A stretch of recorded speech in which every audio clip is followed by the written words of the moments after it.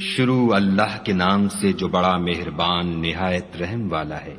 اے پیغمبر صلی اللہ علیہ وآلہ وسلم، مسلمانوں سے کہہ دو کہ جب تم عورتوں کو طلاق دینے لگو تو ان کی عدت کے شروع میں طلاق دو اور عدت کا شمار رکھو، اور خدا سے جو تمہارا پروردگار ہے ڈرو، نہ تو تم ہی ان کو ایام عدت میں ان کے گھروں سے نکالو اور نہ وہ خود ہی نکلیں، ہاں اگر وہ صریح بے حیائی کریں تو نکال دینا چاہیے، اور یہ خدا کی حدیں ہیں، جو خدا کی حدوں سے تجاوز کرے گا وہ اپنے آپ پر ظلم کرے گا۔ اے طلاق دینے والے، تجھے کیا معلوم شاید خدا اس کے بعد کوئی رجعت کی سبیل پیدا کر دے۔ پھر جب وہ اپنی میعاد یعنی انقضاء عدت کے قریب پہنچ جائیں تو یا تو ان کو اچھی طرح سے زوجیت میں رہنے دو یا اچھی طرح سے علیحدہ کر دو، اور اپنے میں سے 2 منصف مردوں کو گواہ کر لو، اور گواہو خدا کے لیے درست گواہی دینا۔ ان باتوں سے اس شخص کو نصیحت کی جاتی ہے جو خدا پر اور روز آخرت پر ایمان رکھتا ہے، اور جو کوئی خدا سے ڈرے گا وہ اس کے لیے رنج و محن سے مخلصی کی صورت پیدا کر دے گا، اور اس کو ایسی جگہ سے رزق دے گا جہاں سے وہم و گمان بھی نہ ہو، اور جو خدا پر بھروسہ رکھے گا تو وہ اس کو کفایت کرے گا۔ خدا اپنے کام کو جو وہ کرنا چاہتا ہے پورا کر دیتا ہے، خدا نے ہر چیز کا اندازہ مقرر کر رکھا ہے۔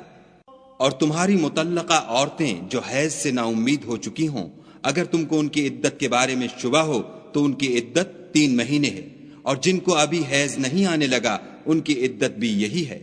اور حمل والی عورتوں کی عدت وضع حمل یعنی بچہ جننے تک ہے، اور جو خدا سے ڈرے گا خدا اس کے کام میں سہولت پیدا کر دے گا۔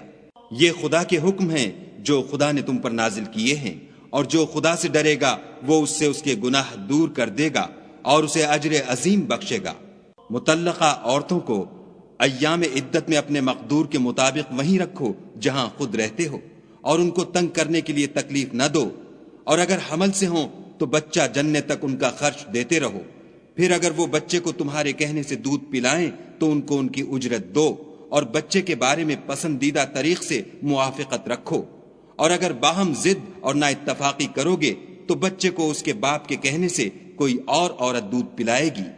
صاحب وسعت کو اپنی وسعت کے مطابق خرچ کرنا چاہیے، اور جس کے رزق میں تنگی ہو وہ جتنا خدا نے اس کو دیا ہے اس کے موافق خرچ کرے۔ خدا کسی کو تکلیف نہیں دیتا مگر اسی کے مطابق جو اس کو دیا ہے، اور خدا ان قریب تنگی کے بعد کشائش بخشے گا۔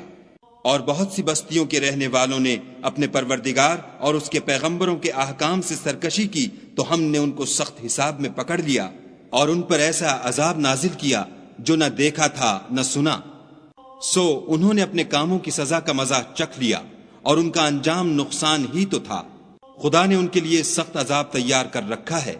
تو اے ارباب دانش جو ایمان لائے ہو، خدا سے ڈرو۔ خدا نے تمہارے پاس نصیحت کی کتاب بھیجی ہے،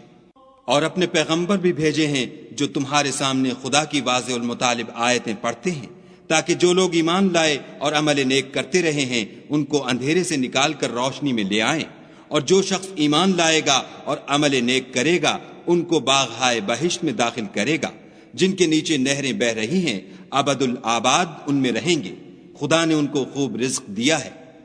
خدا ہی تو ہے جس نے 7 آسمان پیدا کیے، اور ویسی ہی زمینیں، ان میں خدا کے حکم اترتے رہتے ہیں، تاکہ تم لوگ جان لو کہ خدا ہر چیز پر قادر ہے، اور یہ کہ خدا اپنے علم سے ہر چیز پر احاطہ کیے ہوئے ہے۔